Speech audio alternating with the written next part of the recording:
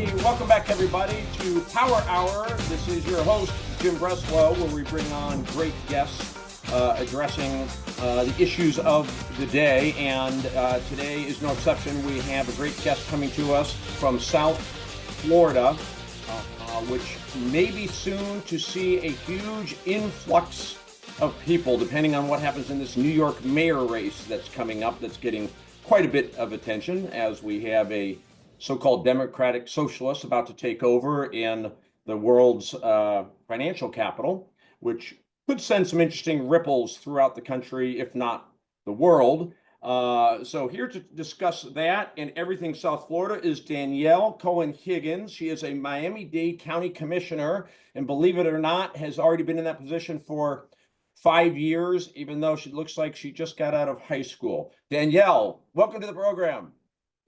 Jim, it's such a pleasure. Thanks for the opening compliment. I really love it. I'm going to come back as often as you'll have me just for the opening compliment. So thank you so much for that. Yeah, I'm glad it worked. You're too easy.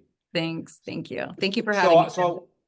So I, like a lot of people in the country, have a bit of a fascination with Miami. My history there goes back quite a bit. However, I've never really understood the political lay of the land in Miami. So I really want to get that from you. Miami is a melting pot, very similar to New York in that regard, although kind of melted in a little bit more, perhaps from South America than New York. But first of all, let's just start with your background. Where's your family from originally, since we know everybody is from someplace else originally?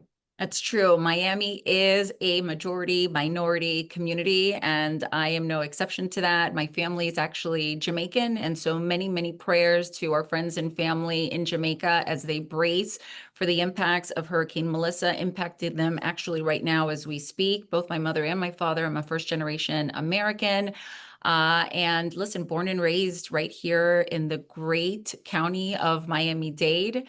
And it really is a melting pot. And your fascination, Jim, is shared by so many. It's why so many people are moving to our great county. And yes, you're absolutely right. We are expecting a Mamdani Miami migration come November 4th when he is expected to win that mayoral election. And frankly, I don't speak in a vacuum when I say we welcome you, New Yorkers, to the amazing county of Miami. And Miami's big, as you know. We have a very, very large budget, close to $13 billion. Just last month in September, we passed a $12.9 billion budget. We are nearing 3 million residents. That budget is larger than 15 states in the United States of America. And we are geographically very, very large in size, all the way on the north end from Aventura, all the way south to Homestead. So a really, really large, very diverse community, and a place that many are fascinated with, and for so many reasons, all of which I'm looking forward to getting into with you in our chat today. Great. Yeah. So as I told you before we started, I was born in Clearwater, so know Florida well, but didn't make it down to Miami too much. So Miami was always kind of a mystery to me as far as what exactly happened down there when you grow up as a kid in Clearwater. Then my wife, speaking of melting pot, she moved from Kiev, Ukraine to Miami area when she was 20. And so, as you know, there's a big Russian, Ukrainian population there. Right. And then, obviously the Cuban population. And real quick, what was your parents' story as to how they got to Miami and why they left? Yeah, Jamaica at that time was in the 80s. I mean, a lot of people came from the Caribbean over to Miami, whether it was Cuba, Jamaica, Haiti. There was a mad rush to kind of see what was happening in Miami. My parents were no different. I watched my mother become a naturalized citizen. My siblings were born in Jamaica. And so the same issues of immigration and all of the challenges that we're facing as a community right here in Miami-Dade, I've lived those issues. But my parents came over here like so many other parents did in the 80s. And that are continuing to do so now, looking for the proverbial American dream, looking for opportunity. And Miami was the place then. It's certainly the place now. But my story, that of the immigrant, that of looking for opportunities for their children, is the story of my parents. And so here I am now, representing the community where I was born and raised. And it's really an honor and a privilege. Yeah, great. So help me understand where things stand politically there, since we were kind of using Mandami as a lead in, and you just can't deny we're dealing with a far left person, and also in the news quite a bit is what's happening in U.S. big cities with the Trump administration doing a couple things. Obviously, you've got the ICE situation in the big cities, and you've also got Trump just calling them out and basically saying America's big cities are not safe and they need to be safe. And we see what he's doing in DC. I'm not there, so I don't know.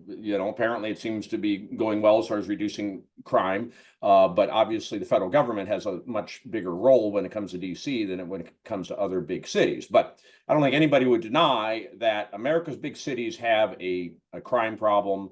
A lot of them have a homeless problem. We're the wealthiest country in the world by far, yet we've got all these inner city issues. Some people on the right would blame these Democrat mayors that are, because almost every one of these big cities is run by a Democrat.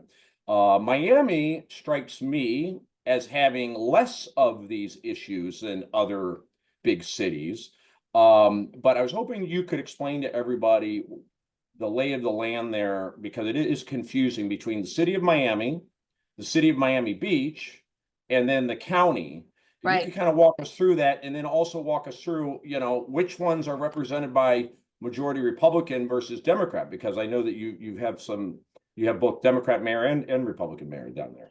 Yeah, thanks for asking the question. And so Miami, again, I was mentioning, is so large and so diverse, and we are one Miami-Dade County. That is the proper name for Miami-Dade County. And within Miami-Dade County, we enjoy 34 municipalities or cities. Of those 34 is the city of Miami, the city of Miami Beach, city of Hialeah, for example, city of Homestead. The list goes on and on. And so when you hear of Miami, it can get a little confusing because it's like, what are we talking about? Are we talking about the city of Miami, which is within the county of Miami-Dade, which is a $1 billion budget? Or are we talking about the county of Miami-Dade, which is all of the 34 municipalities governed under one body, which is the county commission, which I have the pleasure of serving on along with my 12 colleagues, which is much larger and much more vast. And we are very, very diverse. And I'm glad that you mentioned some of the challenges that some of our country's larger major metropolitan cities are facing and enduring, but we are not facing those issues in Miami-Dade County, right? We are not experiencing record homelessness. We are not experiencing high crime, quite the opposite, in fact, so much so that is why everybody is moving to South Florida. That's why everybody is moving to our county and to our community. The challenges that we face are growing pains. We are facing, how do we manage the demand of everybody wanting to be here with the supply that we have that frankly is quite limited. So thankfully, we are dealing with a different set of challenges. There's no mention of the National Guard coming into Miami-Dade County. There is no national news headlines about any kind of crime. In fact, the opposite is true. And so Miami-Dade is really unique. And you mentioned earlier being fascinated by it. There are a lot of reasons to be fascinated with our county. And it's because I think we balance these interests so uniquely well in Miami-Dade County. Being as diverse as we are, I'm going to use the example of the front runner for the New York mayoral race. He is a self-proclaimed Democrat socialist. That will never hold water in Miami-Dade County. We have too many immigrants from socialist countries that would never welcome that notion, much less a candidate that was running on that sort of platform. In Miami-Dade County, a very measured, I call it purple, right? The mix between the red and the blue is what tends to sing and sail the day in our county. And so when you talk about the politics and the dynamic between these large cities and our large county, the way that it breaks down is simply this. Our county, which I was just describing as the larger metropolitan governing body over all 34 municipalities, is run by a mayor who is a Democrat. It is run by a commission that is majority Democrat. Out of the 13 commissioners, 7 are Democrat, 6 are Republican. When you look at the city of Miami, the current mayor, who is going to be termed out literally just next week on November 4th, the city of Miami will elect a new mayor. Mayor Francis Suarez is a Republican. Will he be replaced? Not replaced, he's termed out, but will he be his next successor be a Democrat or Republican? We'll see on November 4th. And so each of the municipalities are run by different parties. However, we don't run as partisan politicians in Miami-Dade County, right? So when I run, when the mayor runs, when Mayor Francis Suarez runs, there's not an R or a D next to his name. Our rules in this county reflect that you are running on your name, your work, and not the policies of whether or not you're on party lines in the county. And so I think that that distinction might be why you're not seeing those issues as much here in the county. But it's also really important to note, Jim, just last year, we kind of changed things up in the county. The voters elected to have constitutional officers. And what that means is our sheriff, our supervisor of elections, our clerk of court, for example, used to be all within the purview of the mayor and the Board of County Commissioners. Those are now elected constitutional offices. And those individuals are now elected by the people, but with an R and a D next to their name. And what we saw in last year's election when they were on the ballot is that the Republicans, those that ran with an R or a D next to their name, was a sweeping victory in Miami-Dade County, right? So these are county-wide races. When you ran with an R or a D next to your name in Miami-Dade County, overall, the voters spoke, and they spoke very loudly, at least in the last election cycle, that it was a resounding sweep of all Republicans winning those constitutional seats. So Miami is really fascinating and unique in that way. Our politics is diverse. Our politics is quite measured and nuanced, but there's definitely a very noticeable and completely undeniable swing towards the Republican Party in Miami-Dade County that we had not seen, frankly, before DeSantis' second term and Trump's second election as president. And then touch on Miami Beach for us, and describe what Miami Beach is. It's basically the part that most of the tourists know about Miami. It's where most of the tourists go. It's pretty much the long stretch of beach is Miami Beach, which is its own city, which a lot of people aren't aware of that. And is that a Democrat that's a mayor of Miami Beach? You know, that's a great question. The mayor of Miami Beach is Stephen Minor. There's a number of elections that are taking place in Miami Beach as well. And I don't know whether or not Stephen Minor is a Republican or a Democrat. I'd have to get back to you on that. And I certainly don't want to speculate. I'm not sure what his party is, but that is a testament to the way that we elect our leaders locally here in Miami-Dade County. For the most part, with the exception of our constitutional officers, they are running on their name ID, they're running on their record, they are not running on party platforms. Yeah. Well, here in Los Angeles, I know city for sure, you don't run with a party name next to you, and I think county might be the same, I'm not sure. But that doesn't keep us from having hardcore radical leftists. So just to give you, by way of comparison, the lay of the land here, and then you could share the situation there. In Los Angeles, obviously, we all know about Karen Bass, the mayor, pretty leftist Democrat, big fan of Cuba back in the day. Used to go visit all the time for fun. We have 15 city council people. Not a single one is a Republican. 0 out of 15. City of LA. 6 of the 15 are socialists, are the Mondami Democrat socialists. So we've got the cancer here in Los Angeles that New York is about to adopt. I don't know how many socialists they already have. I'm sure they already have some on their council. But in LA, the two parties are Democrats and socialists. That's the choice for Angelenos, and hence we have the issues that we have. I mean, crime out of control, homelessness out of control. You're literally in Los Angeles allowed to sleep anywhere you choose to sleep. So if you'd like to pitch a tent in the park, on the beach, on a sidewalk, in a public restroom, pick wherever you want to sleep, and we won't disturb you. So we get an endless supply of homeless coming, and the solution in Los Angeles for the homeless problem is to build them new apartments. So we're spending billions of dollars to build housing for these people. That is an endless supply of people, because you don't have to show that you were born and raised in LA. It's anybody who shows up and lies down on our sidewalk, we'll tap them on the shoulder and hand them a new apartment. And that's the solution. Of course, the solution's not working for 1,000 different reasons that we're talking about Miami. I don't want to go down the LA rabbit hole, but I think it is instructive to just see the comparison of what's happening in these other large cities. I'm speaking about LA. I'm sure that Chicago and New York are not too dissimilar. Here's Miami, another large U.S. metropolitan city that is doing it a different way. Yeah, and listen, I welcome your 15 city council members from LA to come and visit us in Miami. I don't think that you will be hard pressed to find many particularly elected leaders in Miami say full out that socialism doesn't work. It doesn't work. It's why so many immigrants have left socialist countries and come to this country, particularly South Florida, where we enjoy this very diverse community of immigrants who speak so vehemently against socialism. So I am extremely concerned, as you are, I'm assuming, based on the tone of the line of questioning that you just made regarding the Democrat Party's shift towards this socialism point of view. It simply doesn't work.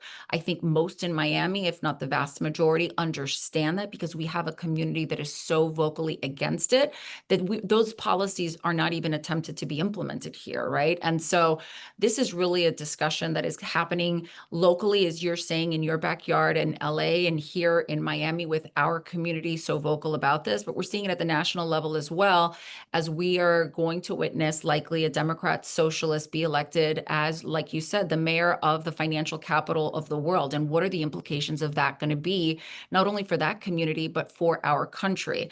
I think that his intent is there. I think he's optimistic and what is it, starry-eyed about what he can accomplish. But I think once you're in office and you have to balance that budget and deal with the hard realities of fixing problems that for the people that put you there to fix those problems, he's going to run into a lot of roadblocks. This country is far away, whether you're a Democrat or a Republican, from adopting socialist policies. And I find it concerning to see that sort of narrative proliferating in some of these communities. Yeah, yeah. And one other county we should address real quickly that's very conservative, correct me if I'm wrong, is Broward County, right? So you got Miami-Dade kind of moderate, and then Broward being very conservative. Actually, the opposite. Broward is actually a very stronghold blue county. And again, don't quote me on the numbers, but I believe that Broward in the last election stayed blue while Miami-Dade County flipped red. So Broward is one of the bigger counties. In Florida, we have 67 counties. Miami-Dade is by far the largest of the 67 counties. And out of the 67 counties, give or take, there's typically 6 counties that are historically, traditionally, and reliably blue. Hillsborough County, for example, Miami-Dade County, Broward County, for example. I think Duval County in our panhandle.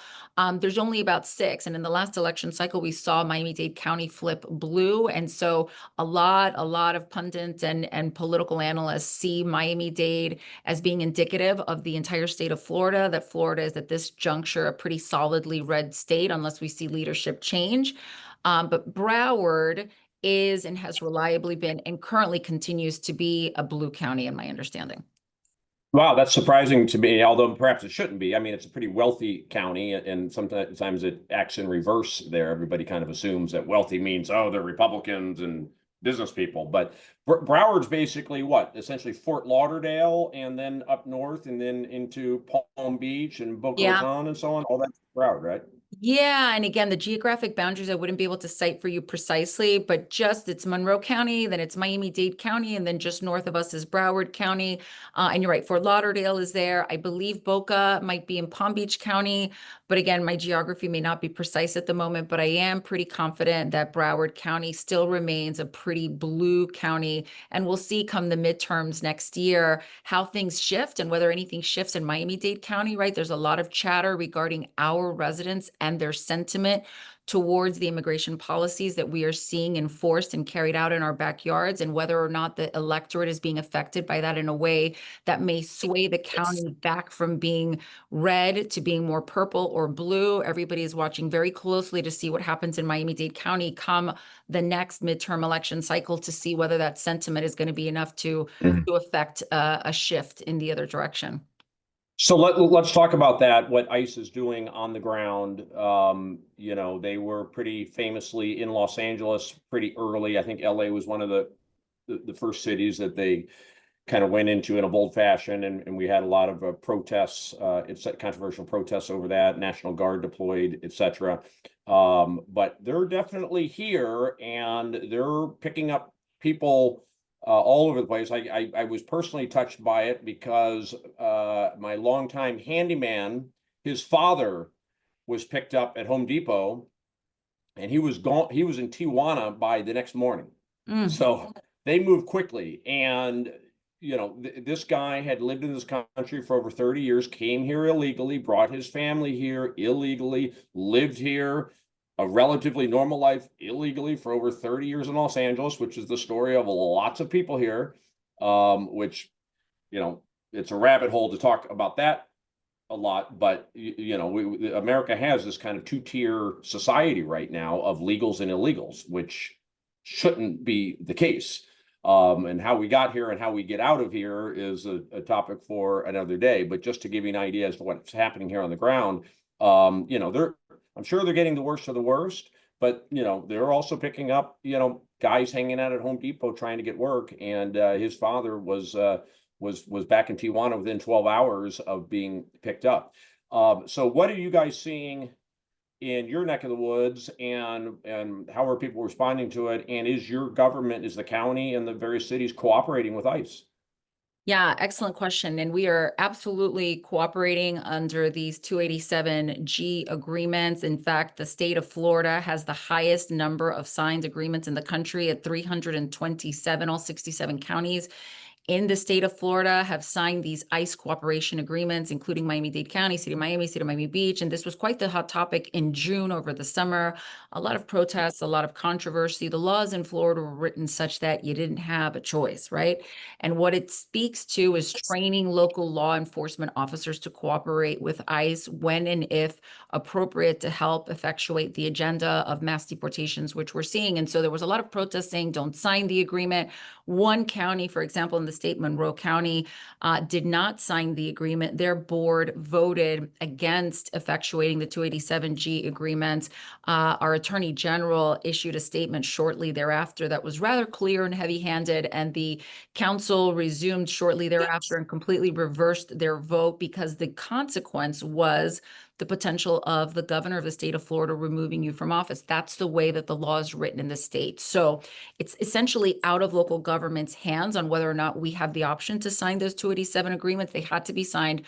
All of them are signed in the state. And so now it becomes a question of our residents and how are they feeling from the impacts. Like you said, you mentioned someone within your story and within your life having an experience of a family member picked up. And there's two groups of people, frankly, that I've heard to being on the ground, being a commissioner that represents almost 300,000 residents. There's two groups of people. We have people that say, this is exactly what I voted for, right? Like, you are here either legally or you are not going to be here, and we'll see you when we see you. Or there's the other group who are saying, oh my God, no way, that's my husband, that's my son, that's my daughter. You can't, I mean, what are you doing? This is my family. We didn't vote for this. We voted for the removal of criminals. We voted for the removal of, bad guys, right? Not this. And so there is a bit of a conflict, and I know other local electeds are feeling that as well, which is why I say we'll see what Miami does come the midterms, because again, we're not only a minority majority community, we are a majority Hispanic community. That's Miami-Dade. That's who built Miami-Dade. The Bahamians, the Jamaicans, the Cubans, the Puerto Ricans, the Dominicans. We have 65% of our residents that are Hispanic. And so you can imagine how many families are being impacted by these deportations. And it's one thing, and we've seen interviews locally of particular families that were stumping and chanting and singing and holding signs and very, very pro this administration, and now are just completely cursing, right? Because it has happened to them. It has happened to their home. It has happened to their family. It has happened to their father, their husband. And so we'll see if there's been enough of those stories to kind of change the tide. It's also worthy to mention that we have the largest population Venezuelan community in the country right here in Miami-Dade County, and that's the city of Doral. The mayor of the city of Doral, a Republican, a very, very strong Trump supporter as well. TPS status, temporary protective status, has been removed for this community, much to the chagrin of the community. And so the mayor of the city of Doral, a Republican Trump supporter, is balancing the interests of her party lines and her personal philosophies with the residents that she represents, saying, oh my gosh, I'm getting calls, my phones are blowing up, saying my family is no longer on protected status. We own businesses here. We employ people. We're members of this community, and now our temporary protected status has been removed. So In Miami, there are so many issues that are percolating. There are so many issues that I think are going to be indicative of where this country is going to go in the midterms, which is why I'm grateful to you, frankly, Jim, for plugging into Miami-Dade County and asking these questions, because I think all of the headlines are in Miami, Democrat, socialist, oh my gosh, big glaring change coming. But when the dust settles from that election, I think Miami-Dade is going to fascinate, like you said, others in the way that it has fascinated you. And frankly, it still fascinates me because we're an amazing community. But the political landscape here is so unique. And I think also indicative of a sentiment that we may see across this country come the midterms. We'll see. We'll see. Yeah.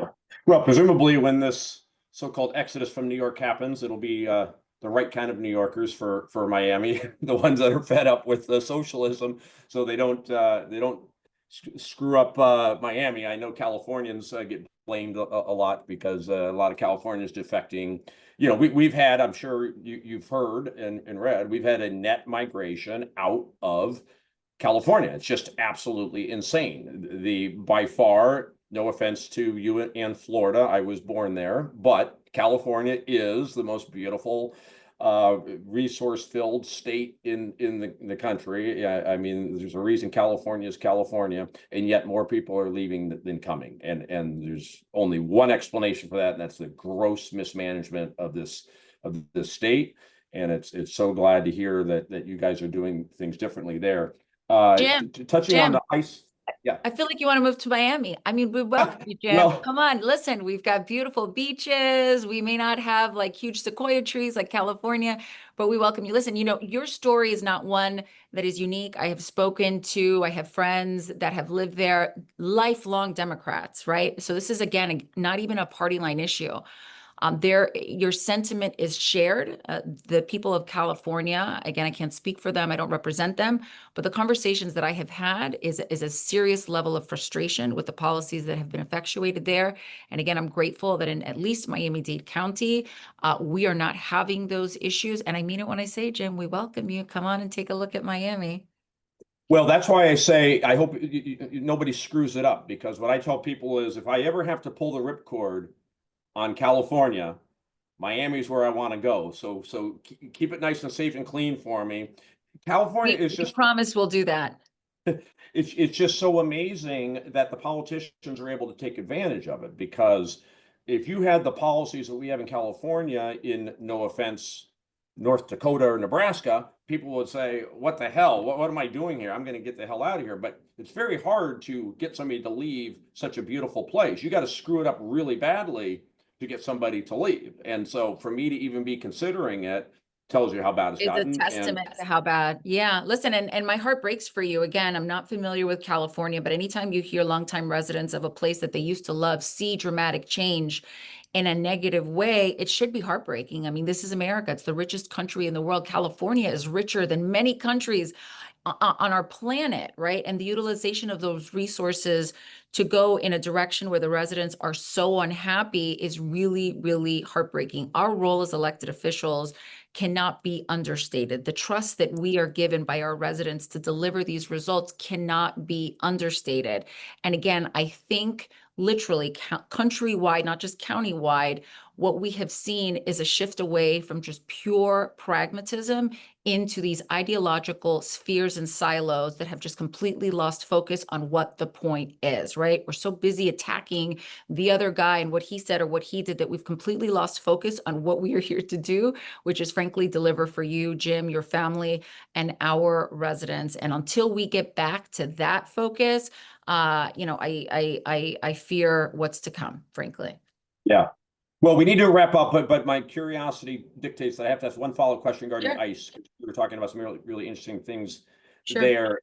It would be my hope that, see, in LA, there's no cooperation, obviously. So ICE just comes in and they're just doing it with zero cooperation and just picking up whoever they can pick up. Hence, they're at the Home Depot. In Miami-Dade, where you do have the cooperation, it would seem to me that would more readily enable them to get the worst of the worst and focus on that, because you guys are cooperating and showing, you know, where they are in jail. I mean, you know, our jails, I can't tell you what percentage of our jails are filled with people who are illegal, but it's very high. But nobody's handing that information over to ICE as far as I know. Whereas presumably you guys are. So it would be my hope that ICE is focusing more on the worst of the worst where you guys are. So what are you seeing in that regard? Do you think that's the case or not necessarily? Yeah, again, I think it depends on who you ask. And thankfully, I have not had a family member that's close to home that's been picked up by ICE. But again, there are lots of families in Miami-Dade County who have. And so the families who have their husbands and their fathers and their daughters and their mothers picked up will say, these are not criminals. These are our family members, right? But when you look at the stats, and some of it is readily available, some of it is not, I think I agree with you that the cooperation agreement allows our local law enforcement and our Department of Corrections to move different individuals without too much consternation to make the process more efficient, right? So if you're going to be adjudicated at the end to say, you're going to be able to stay here, let's expedite that process via these cooperation agreements as opposed to having this kind of completely contentious situation from beginning to end, which I assume is what's happening in Los Angeles. But again, the difference in Los Angeles County is that you don't have state laws mandating, right, how your local 15 council people are going to be interacting with those ICE agents. In Florida, our state legislature spoke loud and spoke very, very clear. Cooperation is mandatory. And so while we are seeing families that are breaking in their heart from losing family members, we're not seeing, streets exploding with protests, for example, like we're seeing in other large cities. Yeah, I think that if LA was cooperating, they could steer ICE toward the worst of the worst instead of, in LA, they don't care whether the person is a 20 times criminal or has been, a tax-paying resident for the past 30 years. They're all protected and will not. There's zero ICE cooperation. So it'd be nice to see that change. And then the last point is for all those people that have been here for 30 years and kept their nose clean and so on. It does seem to me there should be some process for these people. Give them 30 days, 60 days to come forward, fill out paperwork, register this. The ones who don't, then we know, okay, those are bad hombres because they're not coming forward. But if this is really a congressional thing at the end of the day, I don't think it's anything you guys obviously could do as a county. Probably not even something the Trump administration could do without Congress. But that seems to me kind of the missing recipe to really solving this problem. Is there's got to be something where there's a process. I think most Americans, even Republicans, support some type of process for people that have been here for a lengthy period. Yeah, and Jim, I can tell you, Miami-Dade County, we certainly support that notion as well. Again, because our community is made up of so many different immigrants, whether it's from Ukraine or from Russia or from Cuba. This is our community. It's extremely diverse. It's why everybody loves us and why everybody wants to be here, and for great reason. And so we have to do better. And I say we, I'm not at the congressional level, but these families that have been here for 30 years, you can imagine, Jim, if you have a restaurant, if you have a store, you're paying taxes, your kids go to school, you've watched them graduate, how disruptive and emotional that can be. And so I agree with you. And I think the vast majority of residents in Miami-Dade County are right, irrespective of party, right? I think, again, that was what I was speaking to previously. Irrespective of party, the pragmatic solution is to have a pathway for these people that have been here, paying taxes, contributing to our society for many, many years. I couldn't agree with you more. Yeah. Well, hope we're going to see that soon. In the meantime, yes, take care of that beautiful city for me. We do visit quite a bit. Her family's there, so we're there a few times a year and enjoy. I'll tell you one way that you do have us beat. By the way, your beaches are nicer than ours. I do have to admit that. We've got the best beaches. And listen, when you and your family decide to move to Miami, I hope you announce it with me as a guest on your show so that I can tell everybody that Jim is coming in to Miami. That you're the one that convinced us. That's right. That's right. It's been a pleasure, Jim. Thank you so much for having me. I really appreciate it. Thank you so much for your time. Really appreciate getting that insight into Miami-Dade County. Danielle Cohen Higgins, County Commissioner, Miami-Dade County, on Power Hour. We'll be back soon with another great guest and episode. Thanks for listening and watching, everybody. Take care.